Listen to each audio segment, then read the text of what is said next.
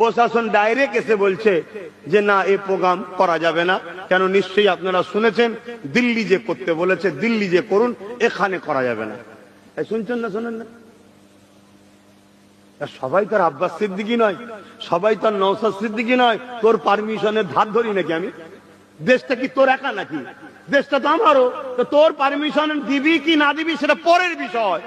দেশ সংবিধান রাইট দিয়েছে, তুমি তোমার কথা বলতে পারবে। তবে হ্যাঁ, কোন হিংসা করে নয়, সমাজের ক্ষতি করে নয়, দেশের সম্পদের ক্ষতি করে নয়। তাহলে আমি এক জায়গায় মাইক লাগাবো, লোক এসে বসবে, আমি তাকে বুঝাবো ওয়াকফটা কি, ওয়াকফের বিরুদ্ধে কি ষড়যন্ত্র হচ্ছে এবং একে বাঁচানো কিভাবে সম্ভব। আমি তো তোমায় সম্মান করি বলে তাই জানিয়েছি যে আমাকে পারমিশন দাও। তুমি যদি মনে করো যে আমার ওপরে চাপ রয়েছে, দিতে পারছি না, তোর ওপর কেউ থোড়াই পাওড়া করি না, ওর পারমিশনের পাওড়া করি না। কেন? সংবিধান বলুন জিন্দাবাদ। সংবিধান, সংবিধান, সংবিধান। অতএব কারো ধার ধরবে না। সংবিধানের পক্ষে যখন হবে তখন তুমি আগিয়ে যাও।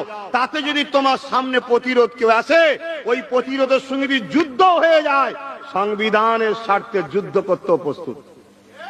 আমি রাজি আছি। তোমরা রাজি আছো? হাত তুলে বলো রাজি আছো। হাত তুলে বলো রাজি আছো। আজকে প্রকাশ্য